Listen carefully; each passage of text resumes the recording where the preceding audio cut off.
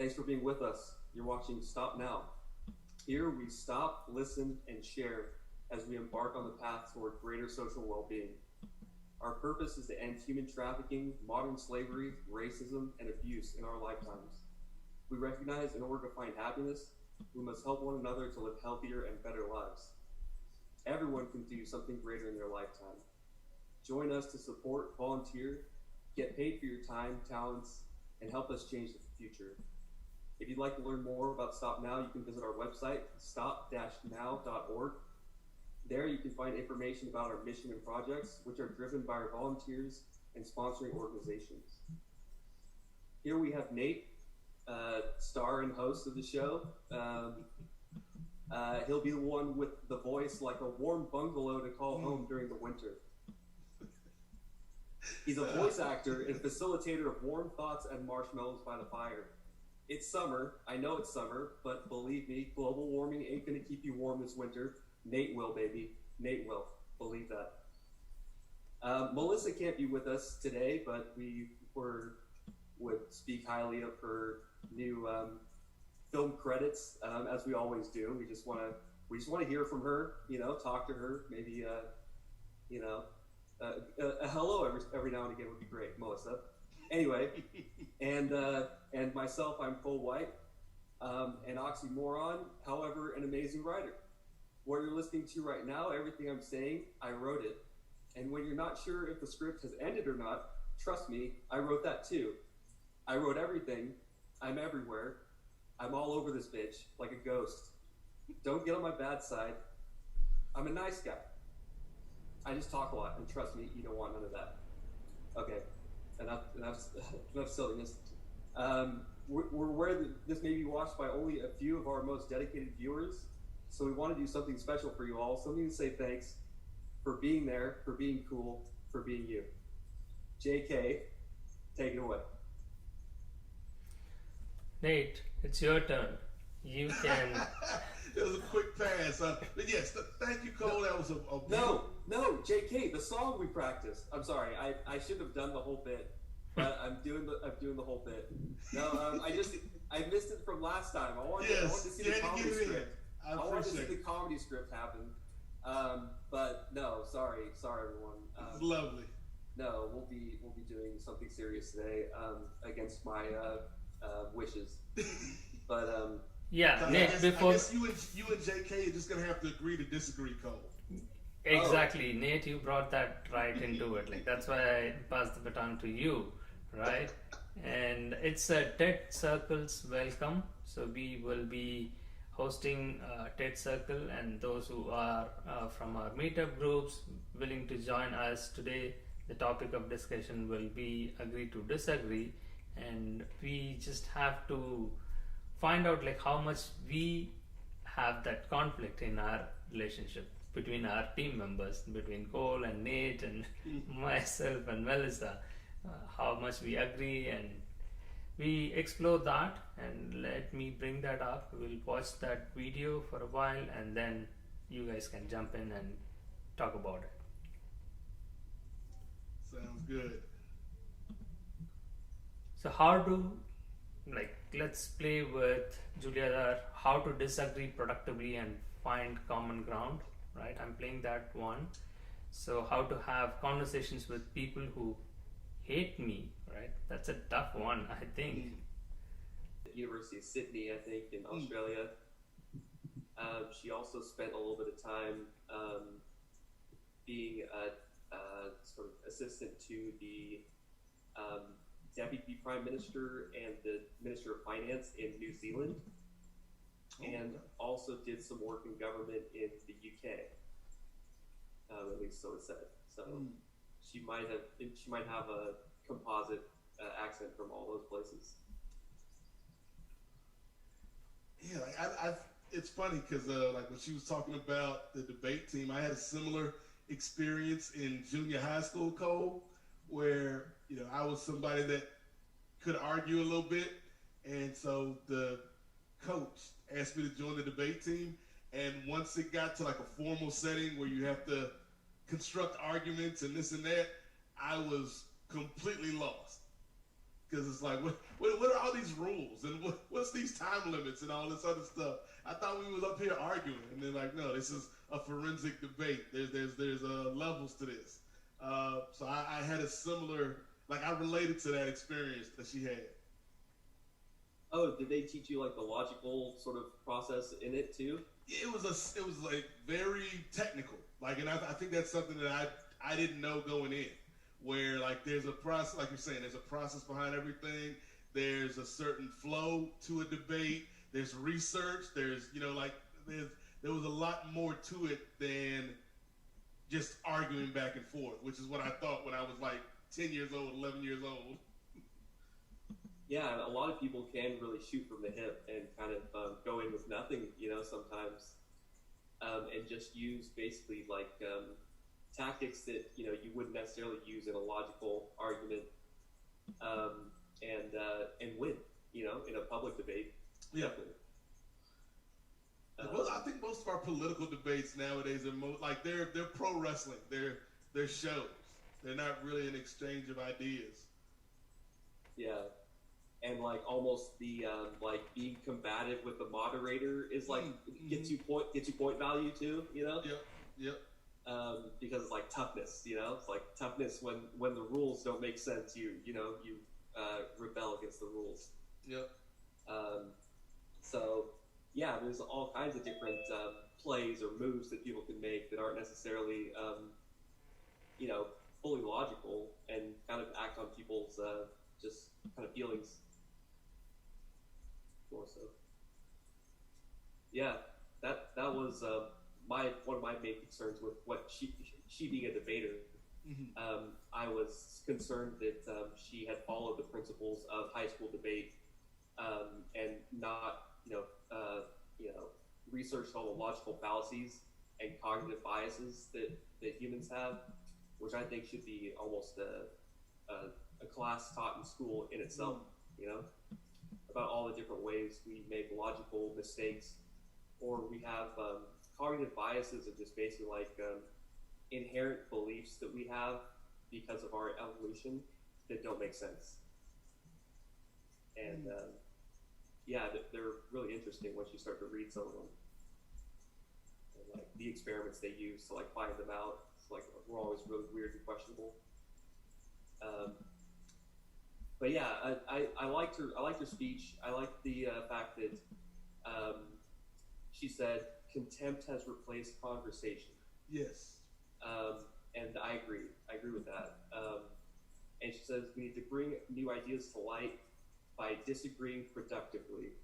And I don't know. I kind of disagree with her like word usage a little bit. And when she says things like finding common ground or being genuinely open to persuasion, she doesn't describe like any like pre-made agreement by both parties. Mm-hmm. She kind of basically says that one person has to take on the responsibility of being the mature speaker in the conversation and basically be, expected to be like a leader where no other will come up, Which is, I think, a necessary tool these days, Cole, particularly when you talk about political discourse, because I think you gotta break through somehow. And I think she, later on in her talk, she gives the example of Mr. Rogers going before Congress, to get funding for PBS back in the day. And basically the senator was just dead set against approving this funding for PBS. He had no love for Sesame Street, Cole.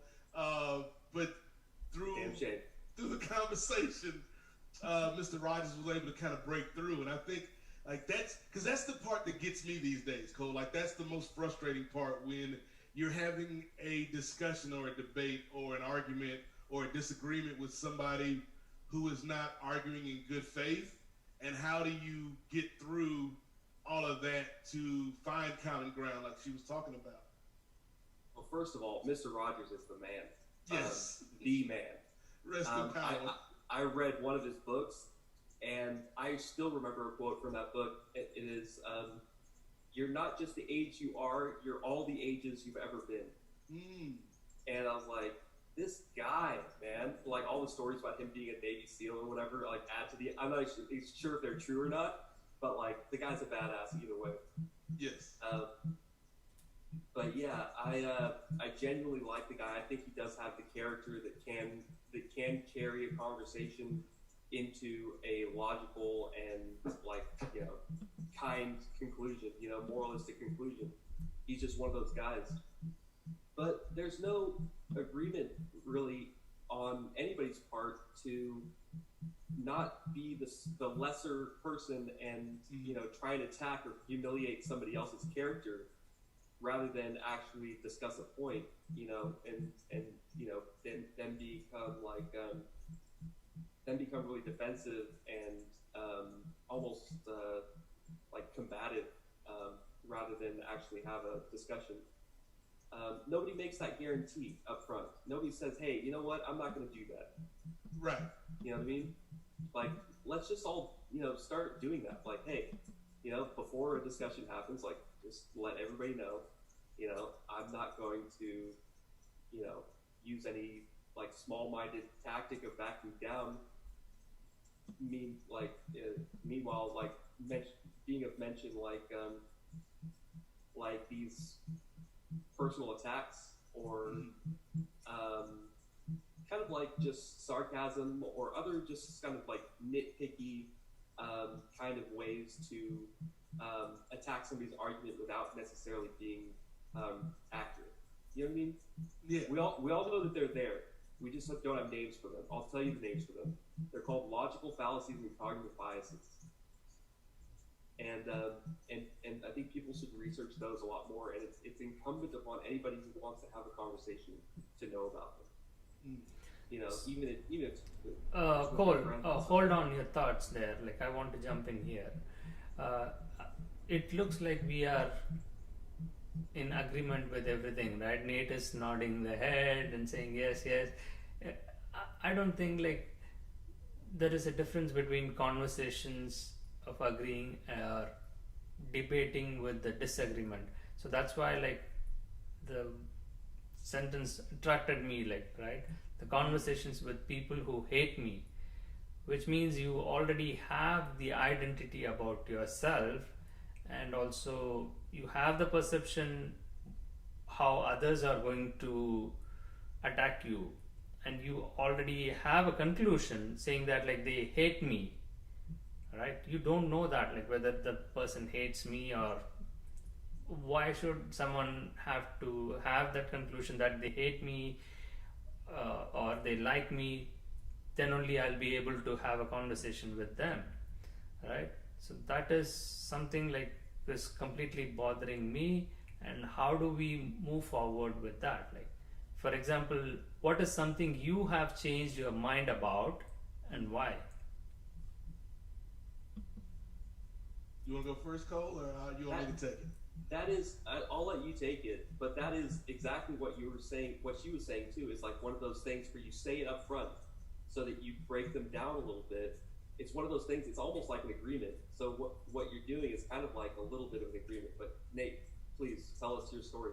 Yeah, I think she also said something about what would it take to change my mind, or what would it take for me to admit that I'm wrong, something along those lines later on in her talk. But for me, it's something that I've talked about a couple times here at Stop Now, and that's the way that I've interacted and looked at the LGBT community. Because, obviously my background, growing up in the South, growing up in a religious household, it was never something where I hated, gay people or bisexual people or trans people. But, like, on the issue of gay marriage, I was opposed to gay marriage until maybe 15 years ago, Cole.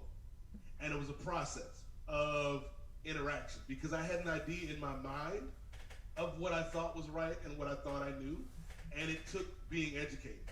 It took being shown by, gay friends that like, hey, like your way of thinking is backwards. And I think getting around to what JK's saying about how do you agree with people that hate me, or how do you have a conversation with people that hate you? For them, it wasn't having a conversation with somebody that hates me. It was having a conversation with my friend Nate, who was ignorant. And I think if they had come from it, Cole, in a position of we're adversaries, maybe I don't change my mind, right? Like maybe I don't get to the point where we have common ground, we have commonality, because like you said, when people argue, a lot of times it gets defensive. And the fact that, you know, these friends over the, you know, years talk to me and expose me to different things, it's like, hey, this is this is my life, this is who I am. It allowed me to grow. And I think that's something that's hard. Like, because I'm thinking in my mind about somebody that voted for Donald Trump in 2016, who probably has preconceived notions about me. Like, where do I find, as Julia was speaking about, Cole, where do I find that humanity and that commonality, at least on that small piece of land where we can have common ground, so that maybe one day they can open their eyes and open their horizons and open their mind about some of these things.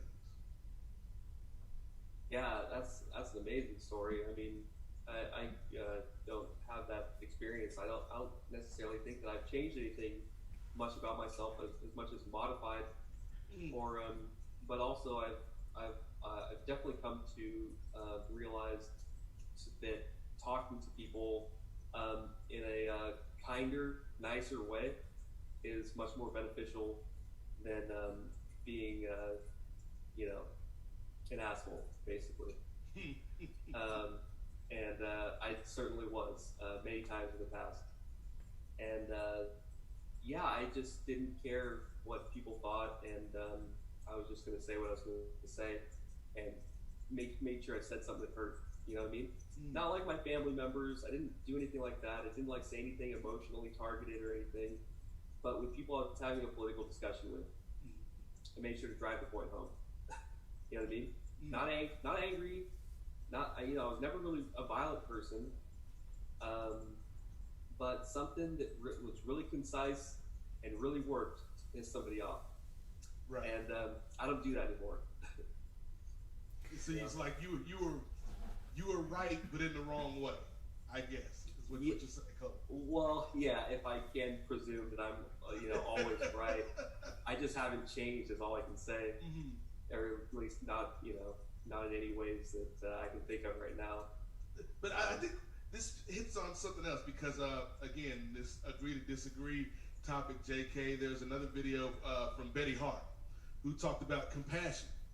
And I think that's another piece of this, is compassion and empathy, which I think is a big word. Like, if you can put yourself in somebody else's shoes, even if you disagree with them, like, and again, I'm going to use the example of the Trump voter, because that fits for me the best in my mind. If I can put myself in their situation, Cole, and see why they may think the way that they do, I think that allows me to, again, look at them as a person and not just this identity of this Trump supporter that I've made up in my mind, which may or may not be based on fact. Yeah, you know, you always tell when you're not giving somebody the right, a good shake, you know what I mean? When you start dehumanizing them, you know what I mean?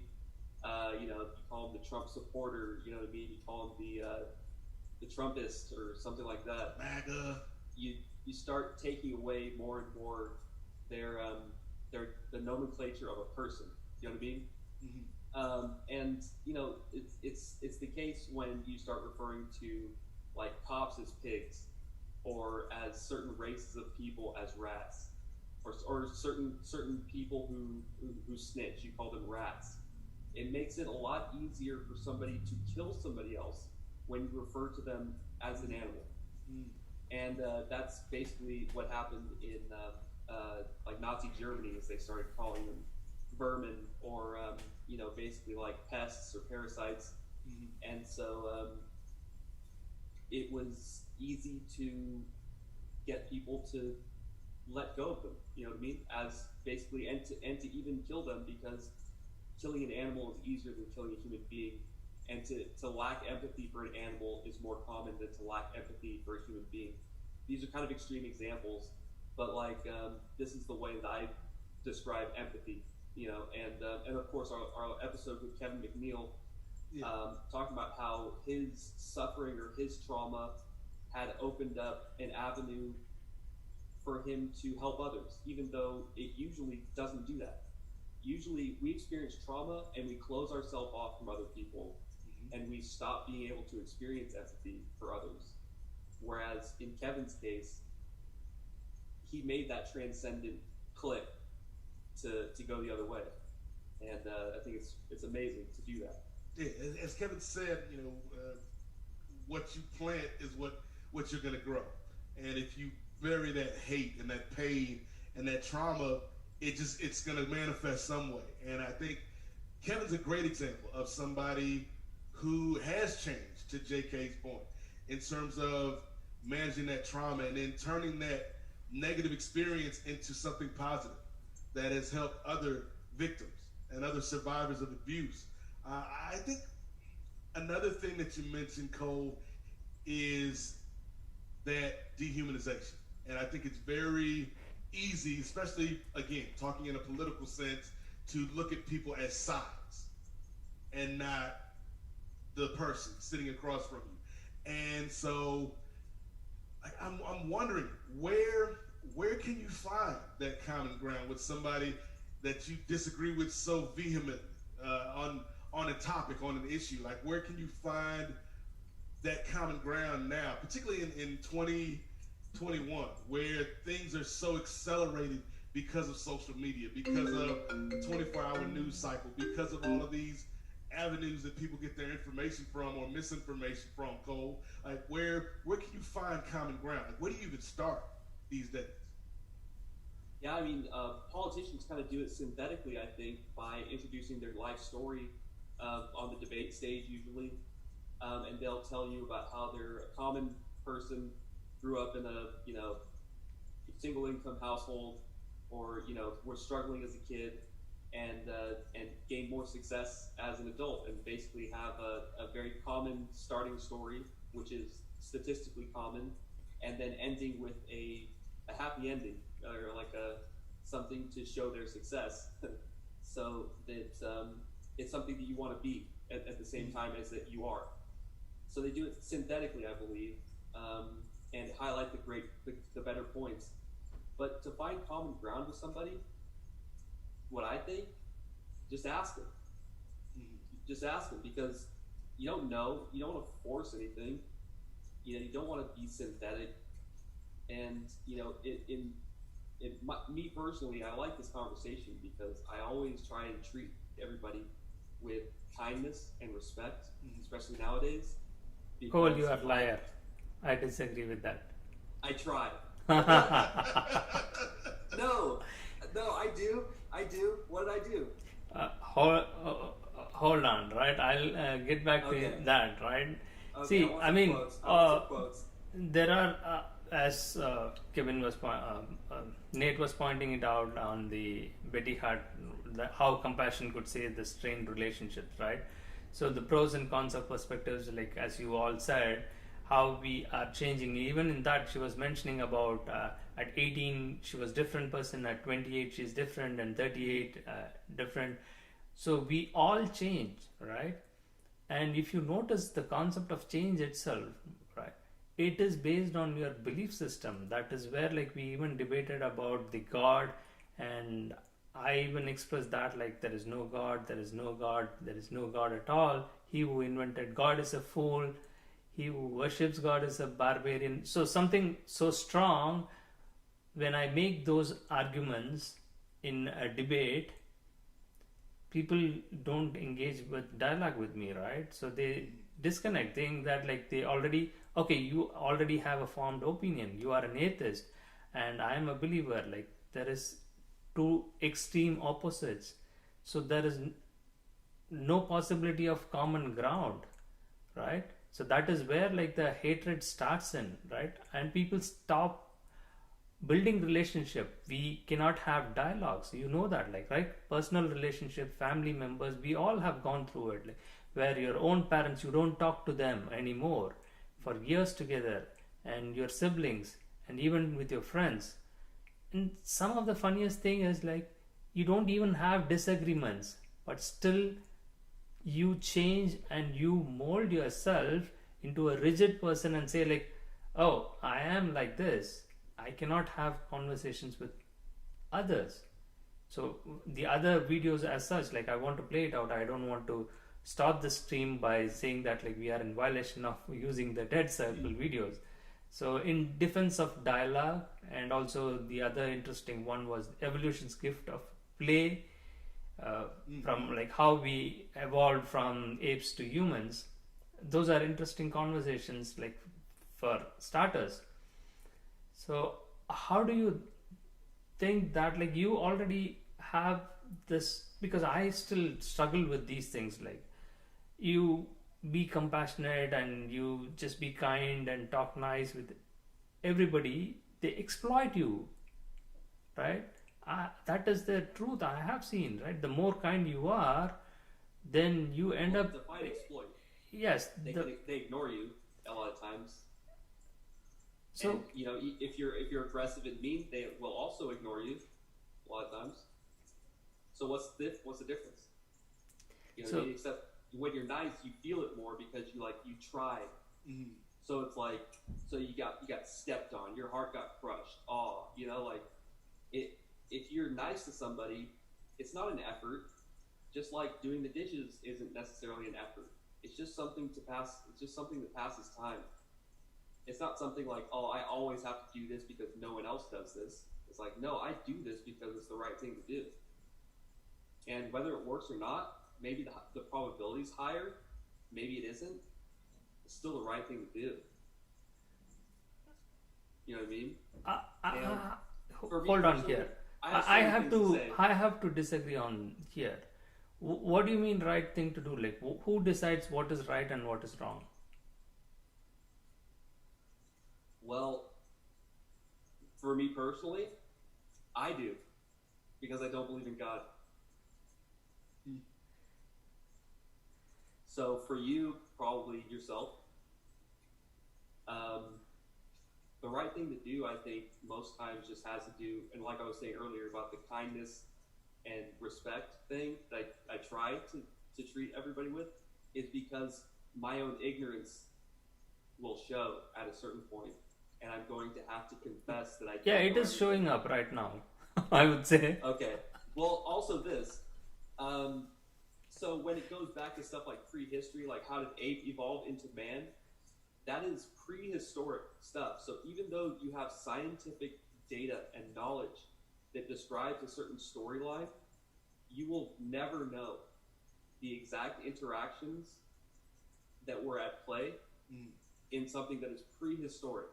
So a lot of people sometimes, as atheists, assume that, oh, the Neanderthals and this, like, they actually traded a lot and they interbred and they had burial rights and stuff like that.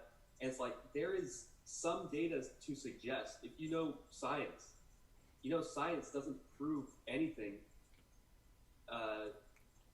absolutely conclusively. Science merely collects data, and the majority of the data either supports or denies a certain point of view. And when a better point of view comes along that describes it better, that point of view becomes the new theory.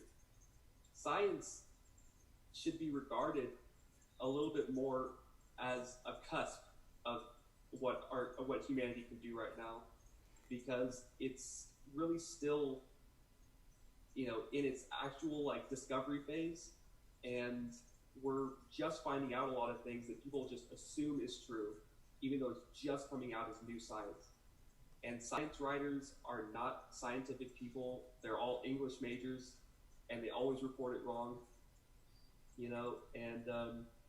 Yeah, I think I can agree on what you are saying, right? Science is, most of us know that, right? Those are facts, right, for a finding at that point of moment. It's a work in progress. It's not a conclusion.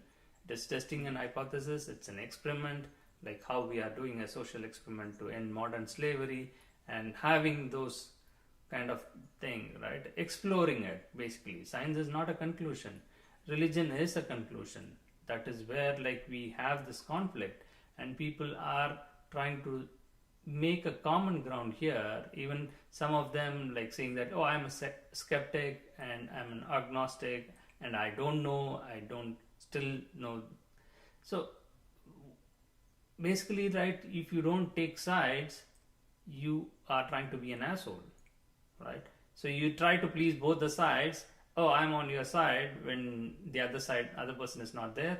Actually, And same thing happens, right? In every other thing, you kind of trying to play around and exploit everything else. And what's the point in having that common ground? That's why, like, you want to have the gray area all the time.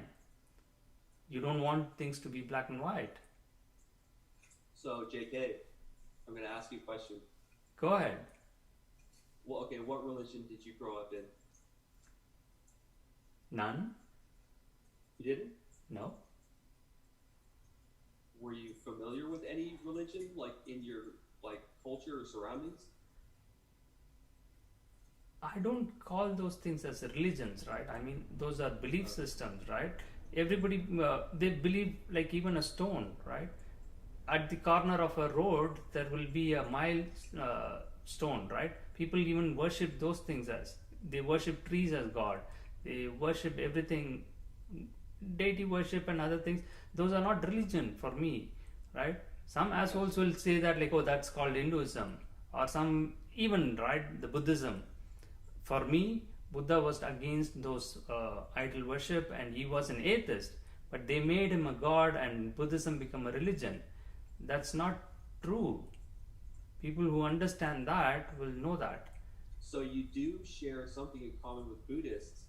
You actually share something in common with Buddha, who is the leader of Buddhism, or the progenitor of Buddhism. So you share something in common with Buddhists. So that's a common ground. Yeah. There's also I didn't mean to startle you or anything with what religion you were born around, but I was born around a religion. That was Christianity, and I was always afraid of whether or not I was going to go to hell for not believing. And I'll be honest, I still have that fear. Like, it doesn't go away. Wow. It's ingrained somewhere in my like genetic memory, because and I know the only thing you can go to hell for is being an atheist and not repenting. And so, Well, are we not in hell already? Have What you read more my worse hell stories? can be, right? Yeah, if you watch the Netflix series Lucifer, right, I would take the side. Like, if I have to believe the God, right, I will believe the devil as well, and I will take the Satanist humanist point, right? I can take the side of devil because devil keeps you happy. That's what the storyline says. It's all concept, man. It's all nonsense, right? As you said, right, the common ground to the Buddhism. Yes, there is a common ground to even Nate, right? Nate and he might believe something, but we just have common ground in the sense everybody has that in their own mind, right? We feel it. That's why, like, we change the positions. That one analogy, like I would say, like I heard all that I am speaking right now, right? I heard from somebody else. I didn't invent the language, and whatever words coming out of my mouth is also not mine, right? Just like the mission language, right? Tactical language. I forgot the guest who That was told us. it's on the tip of my tongue. I can't. My language. Harold. Heron Stone. Heronstone. Yes, you got it. So I was just going to say something about Heron Stone. He mentions the use of the word "the" as being like a very deleterious word in the English language, but also he introduced me to a book by Alfred Korzybski called Science and Sanity, which says the word "is." It proclaims the word "is" to be the most harmful word in the English language because it asserts a claim without proving it. So when you say stuff like it's all just concepts and it is all nonsense, what you're doing is you're making a claim that you're asserting is true, but you didn't prove it. In math, it would basically be a null. I mean, it basically means nothing because you didn't prove anything. You didn't deduce any point. All you did was assert a claim. It's an incomplete problem. You still need to prove it. So if you say it's all nonsense, prove it. That's what you that's what you have to do. This is some of the work I've been doing in math philosophy and other forms of like language, like dynamics and stuff and conversation, is that the word is, the word the, are just mathematically, the word is has 5 different mathematical significances. It has 5 different meanings, and each one is mathematically unique. So that means that is means 5 different things, and in all those cases, it's convoluted to what it actually means. And we also have assumptions that it means that is an equal sign, and is not an equal sign. If you say someone is an idiot, well, that means what you're saying is that this person equals an idiot if you're assuming it's an equal sign. So that means the concept of an idiot has to come pre-cut in the outline of the person that you want to fit it into. But the outline of idiot doesn't exactly fit. What we have to do is we have to shove it into the mold in order for it to fit and say this is equal to this, see? Whereas the idea of an idiot in your brain is a composite reference of a lot of different people that you have ideas of being an idiot, and also a prototype that you conjure up as an archetype in your mind for idiot. And this person equals that archetype is not an equal sign. There are a lot of misguided assumptions that come along with the word is, but unfortunately it is the most commonly used word, one of the most commonly used words in our language, alongside the. So Nate, you have to jump in here. Like I lost. He just circling around on the mathematics. Yeah, you got lost in the math. I think going to something you said earlier, Cole, about common ground. One of the people that I like listening to the most when I'm not working is Bomani Jones. I work in sports media and sports radio, and Bomani Jones. Somebody once asked him, "What's the secret to connecting with an audience that may or may not agree with your sports opinions?" And he's like, "Always break it down to something we can all relate to." And for him, it's jobs, because most people have worked at some time in their life. They know what it's like to deal with a boss. They know what it's like to want something more. They know what it's like to have that commute to and from work. They know what it's like to not want to go to work, but you have to. So people can relate if you frame your argument in the context of a shared experience. And I think and I'll make it personal for JK and myself, and you could say, like, where's the common ground here between this atheist and this person that has grown up in a Christian household, still is a Christian to this day? Like, where's the common ground? And I feel like the work is the common ground with Stop Now, in terms of we both believe in similar things. Even if he doesn't believe in God, there are things in this world that JK and I agree on and believe in terms of ending racism, ending modern day slavery, in terms of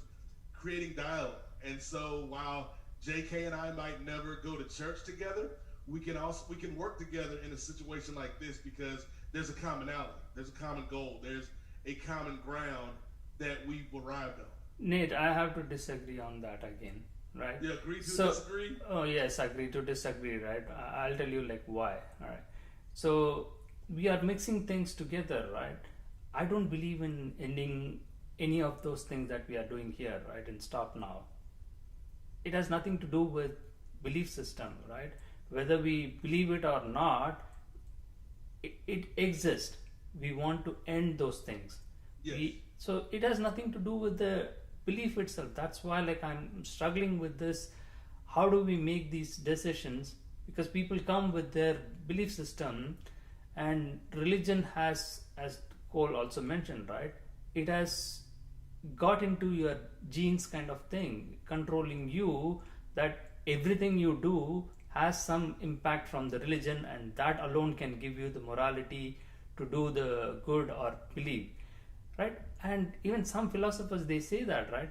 Belief and no belief, right? Non-belief, atheist and the believers are the same, right? For example, I'll give you an example, right? How the change works. You take a piece of paper, right? You fold that. It's a plain paper, right? It has its own dimensions and everything, right? You crush it and make it like a ball. Yep. It has changed its form from the original, right?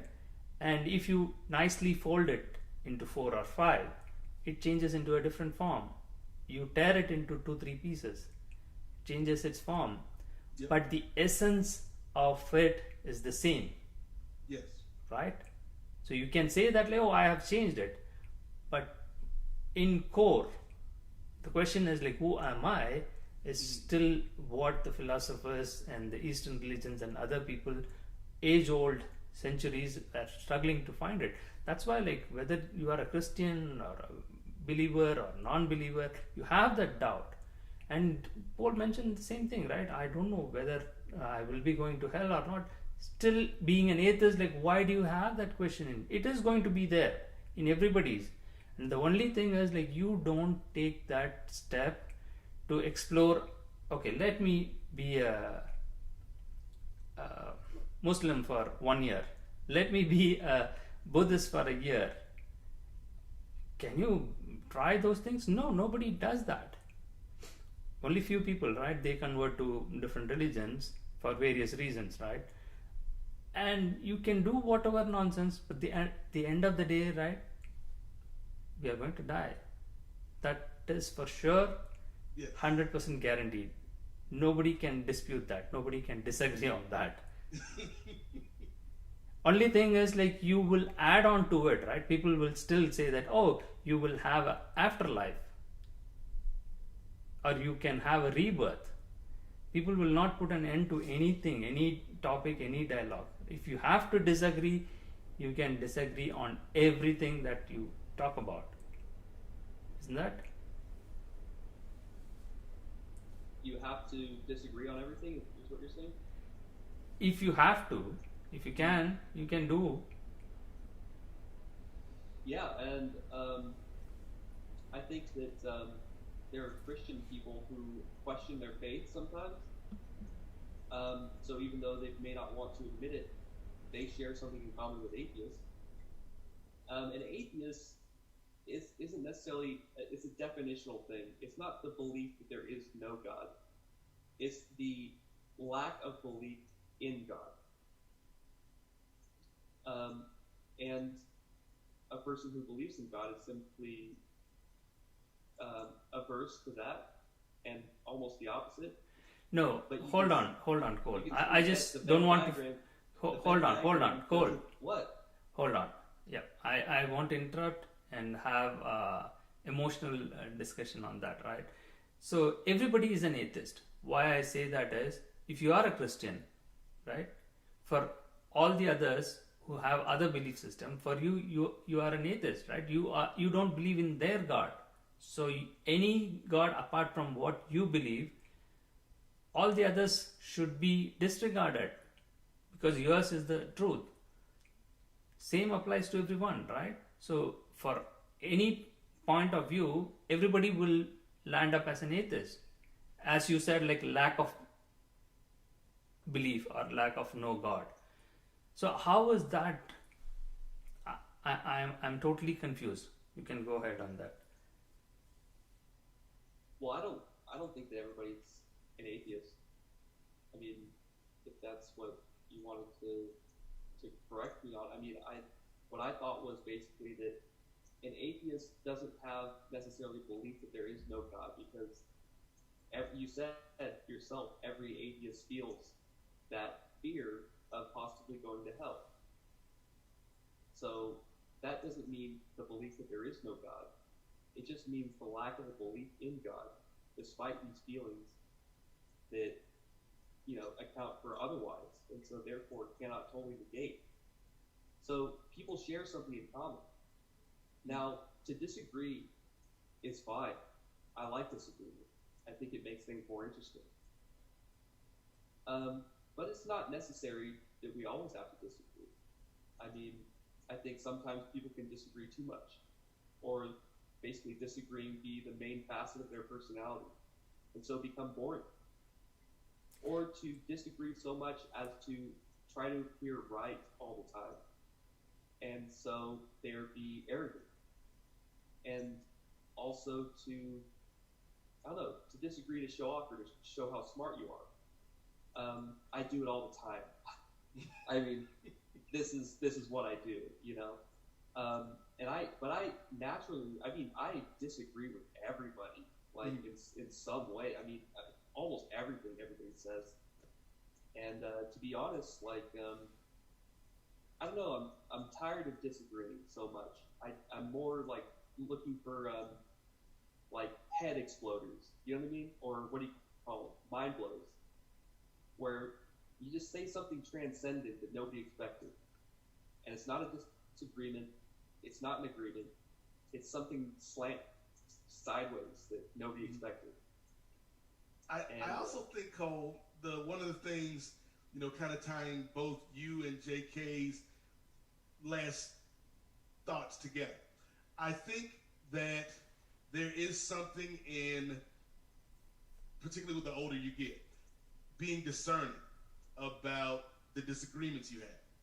For instance, like going back to Christianity, atheism, religion, all of that, like that's a potential disagreement, or actually it is a disagreement that JK and I have, but it's not on my list of things that I need to argue with him about, because what you do with your life is yours. If you're not hurting anybody, you're not hurting yourself. I have no issues with you. What I do have disagreements on, like what I do spend my time and energy, Cole, on disagreeing with is voting rights, is how we're taking care of our kids, how we're taking care of our community. Like those are arguments, those are disagreements, those are debates that I'm ready and willing to have. Like, whereas with religion, I find that's more of a discussion. Like, because I'm not in the business of trying to convince you or JK to join my team, even though we have sweet jerseys. We got a lot of great merchandise over here. But in terms of what I want to spend my energy on, particularly the older I get, in terms of arguments and disagreements and what I'm willing to go back and forth on, it's the bigger things. It's how we make what we have here, because we don't know, none of us know what happens when we die. What we do know is what's going on right now. So how do we make what's going on right now better for us and for those that come after us? Nate, quick question on that, right? So what you said, right? So you can have disagreement with friends, as you said, right? Okay, fine, this is your point, as you said, right? We both cannot go to church together, right? Yes. And so you have an invitation though, JK. I'm inviting you. Yeah, you can extend that, right? But I will have the dialogue with you, and I even mentioned that, like, to call, right? If you remember, like, my mission in my life is to deconvert him from Christianity. So maybe I can extend that to you, force you not to go to the church. Like, for example, right? If I take that as a mission, we will end up in having a bad relationship or disconnected, right? And family is the smallest unit, right? For example, if you are married to a person who has a different belief, is it possible for you to even live with them? And they want to go to church and you don't want to, and you just drag on both different sides, how the life will be. Just imagine that. And who makes the decision, right? The decision making in your community, in your workplace, all those things matters, right? As Cole was mentioning, right? He has this temperament of having disagreement on every topic with everybody else. Then you end up homeless and end up no relationship at all. So that is where it is more essential that even if you disagree, you hate it, you have to compromise and find a common ground to make some coexistence. Yes, And I think That's why we end up in war, right? going back to the video, like I think that's the biggest thing I got from it, JK and Cole, is that there is something about just human nature, I think, where we want to be right, where we want to be right all the time. It doesn't matter what the debate is, doesn't matter what the topic is, we want to be right. And I think what she's saying and what Betty is saying in the other video, like there can be bigger things, Cole, and I don't know if this is something that, we talk about changing, growing. I don't know if this is something that you've learned over the years, but there can be bigger things than being factually right in a moment. And part of that is it better to be right in this moment, or is it better to do the right thing? Is it better to build this bridge? Better to find this little small, tiny piece of coexistence, as JK said, in the midst of this sea of disagreement? That was a big analogy for an island in the middle of this ocean. Yeah, I don't believe the two are mutually exclusive. So I don't believe doing the right thing and doing the smart thing, or doing the right thing and doing the making the right point, are things that are separate. I don't even believe they exist on like a binary scale, meaning that you trade one for the other. There are many different variables involved in both. That is kind of, again, just always slant relationship. And so you trade a little bit for a little bit of this and a little bit of that, and you get somewhat of a combination of both. And I believe that to be the case. Because nothing is so simple as just being like on a one-dimensional number line. Just like, oh, one side is doing the right thing and the other side is making the right point. But like that's not true. You can make the right point and do the right thing at the same time. And because of how, I'm sorry, I'm going math again. I'll stop after this. Because of how probability works, a long enough timeline, the possibility of everything goes up to 100%. So the possibility for solutions is a total of 100%, given a long enough time span. So every problem is solvable. And, I don't necessarily think kindness is going to solve the thing every single time. Maybe somebody needs like a really awkward point to be made, or somebody needs like some really aggressive comments coming out of a public urinal point. You know what I mean? Like we need all these kind of different ways in which we address the problems that are outside of our normal comfort zone, that aren't aggressive but more like just new. You know what I mean? You need, and I say this to my friend all the time. She's one of my really good friends. We've done shows together. That I'm more of a, and you could probably tell through the conversations we've had. Like I'm left leaning, but I'm more moderate. I'm more centrist, whereas she is fully like burn down the system and rebuild. And a lot of times she thinks we're in conflict, and I'm like, you need a shovel and a sword if you're gonna fix things. You need both tactics. You need to keep all options available. It just can't be like niceties, as you're saying, Cole. It's just not about kindness. You need Malcolm and Martin. You need the duality of these things. And so, yeah, I think there's room in terms of coming up with solutions. There's room for all sorts of tactics. And whether it's that commonality, whether it's that being nice, or whether, you do need a more forceful tactic, I do think those options are available. So Yeah. we have hit a 1 hour mark. So if you guys want, we can go for another 10-15 minutes. But we don't have any other callers or anyone else joining in. So it's just us. It's nice. And we have It's been a good so much. conversation. Yeah, we have so much to debate on, agree to disagree. So Yes. So my question is how do we incorporate playfulness, right? Being funny in our day-to-day life, where we at workplace or with friends, with family, in our larger community or with the society, where we can create that bonding and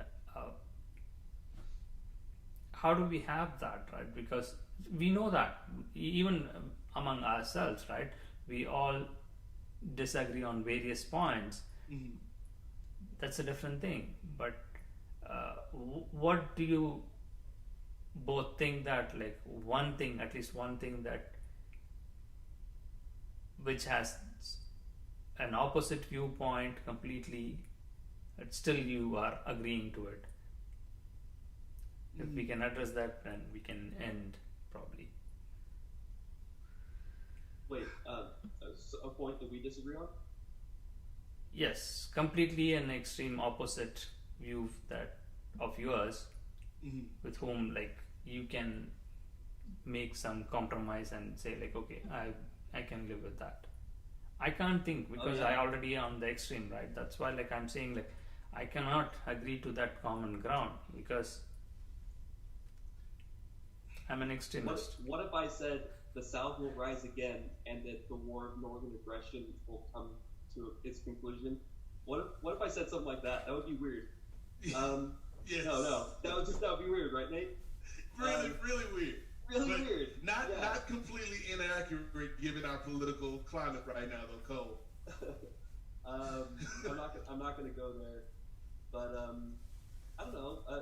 Our differences, Nate, we don't really have many, but except color of the skin and religion.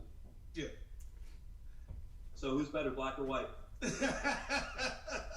I just direct you to Wesley Snipes, Passenger 57, had a great line. I always bet on black, but we're not talking about that, Cole. I think, and right there is an the example. other option is red in that circumstance. So I don't that's know where you racist. want to go with that. That's racist in itself. Just referring to somebody as red. But right there is an example of something JK just mentioned a little while ago, and that is something that I've seen in conversations I've had is that humor can be a great tool in the toolkit in terms of finding a little piece of common ground. Because everybody likes to laugh, Cole. Like, it doesn't matter who you are. Like, even if you're the most despicable person on the planet, you like a good chuckle every now and then. And I found that being able to, relate on that simple point will oftentimes, not always, but oftentimes give me an in with somebody who has a complete and opposite opinion than me, JK. Like, there are certain, especially living in Virginia, we're a purple state. So that means you got some blue and some red in Virginia. And so there are often times where people that I work with or people that I have to interact with because of business or social circles might think on a completely different political end of the spectrum than me. But there's something in me, and I'm not just, I'm not saying I'm great or anything, but there's something in the way that I communicate with people that allows them to at least take away one level, like take it down one notch, Cole. So maybe they're not 100% despicable, they're 95% despicable. Because I had a chuckle with this Nate fella. And I think I don't know if that helps anything. I don't know if that person that I had a good conversation with goes out tomorrow and does something different than they would have done the day before, Cole. But I do know that it's better than the alternative, I think, of me and them just entering into an unproductive conversation. Because if I can make you laugh and then say, okay, now let's talk about this, there's a line of communication, Cole, that's kind of been opened up already. Yeah, I think humor is the highest form of intelligence, and to joke around is just really putting the work and to really care for other people in the conversation rather than just yourself. Because a lot of times if you're doing the joke right, you're not laughing at your own joke because you put the work in. But yeah, Nate, I couldn't agree with you more, especially when people are combative. No amount of joking is going to get you out of that situation. And, you might as well just disregard the point altogether. Me, on the other hand, I might knock on that door a few more times, just because I have a lot of experience with pissing people off. and just driving the point home when I shouldn't. Mm. And JK, we don't joke around enough. We're always too serious. We're always talking some sort of politics or religion, and, you know, something you should never discuss with polite conversation. But really, that's what I like to do. So these conversations are far from polite. Yeah, the humor, I agree, Cole. I agree totally. Just like a mirror image of you, I piss off a lot of people, and I have all the disagreement all the time. But maybe like I'm 10 years older than you, may me to change a little bit. That might be the reason, right? So we all have this agree to disagree in our life.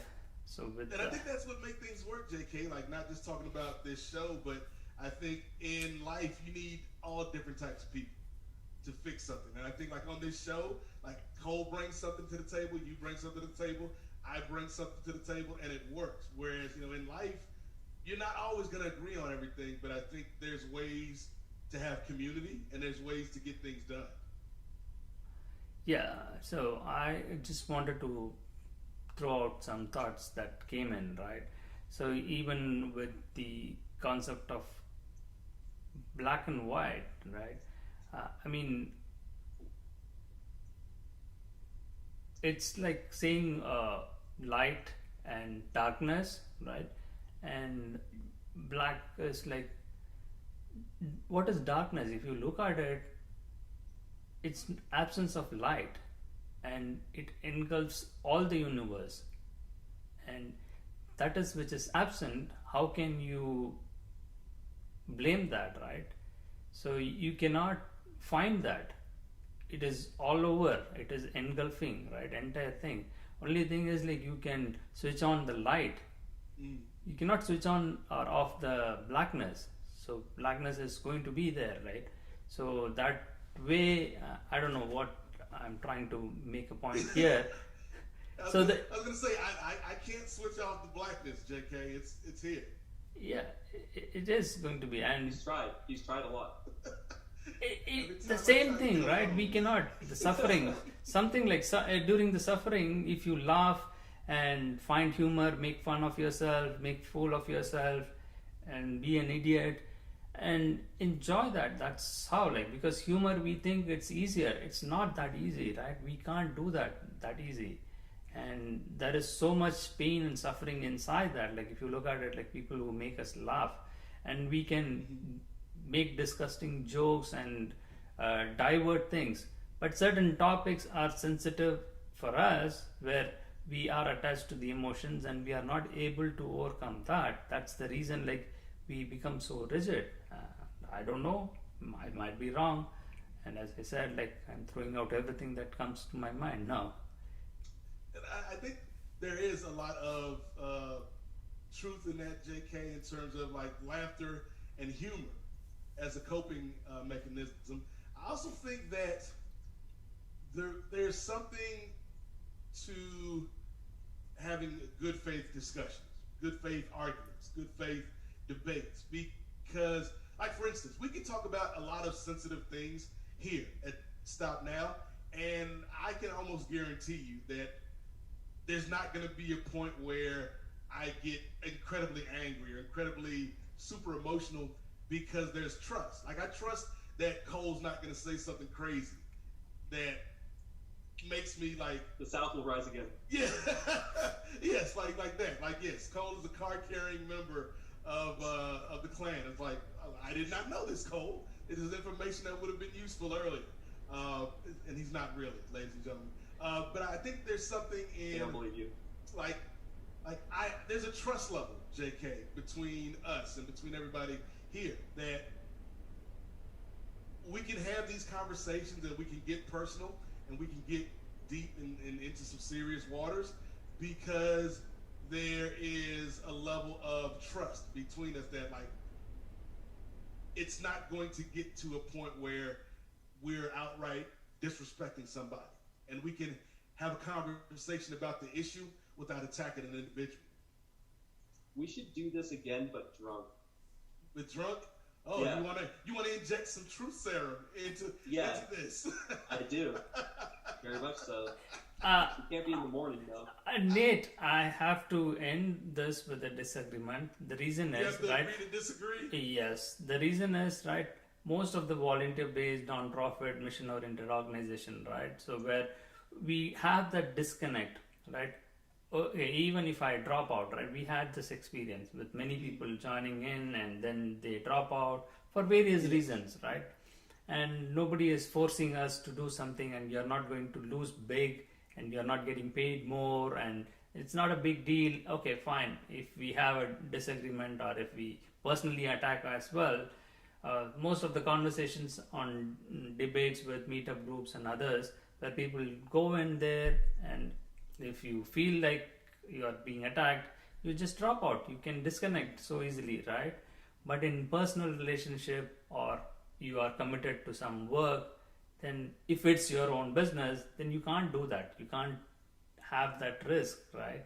So that is where we are trying to have a kind of a safer zone where everybody brings their own discipline, right? Nobody is giving you a handout or a rule book saying these are the rules, you follow it. In Stop Now, we are against all those rules. We are an experiment organization. We are experimenting it. We are trying to find out who will not survive, who will sustain and tolerate, right? Like you did that for almost a year, and that's a great thing. And Still standing. yeah, last man standing. Last man standing. And Cole is just a baby, right? He's just started a couple of months. I don't know, but if he stands for another year, that's a great thing. So That is a great idea, though. We need to, like, when Melissa comes back, we need to do a show one evening where everybody has had a little bit to drink and see where that conversation goes. Yeah, I want to see us get angry. That's you a know? social experiment right there. I want to see us angry, and yet it just doesn't happen enough. yes, we will do that, Cole. Don't worry. Like I'll put you through a mechanism where you will get so angry and mad that you will kill yourself. Yeah, the experiment's on me. Actually, I know it is. That got dark. Yeah, no, he's being honest too. The experiment is on me. It's he's making sure that I go through like all the tests that everyone else has gone through.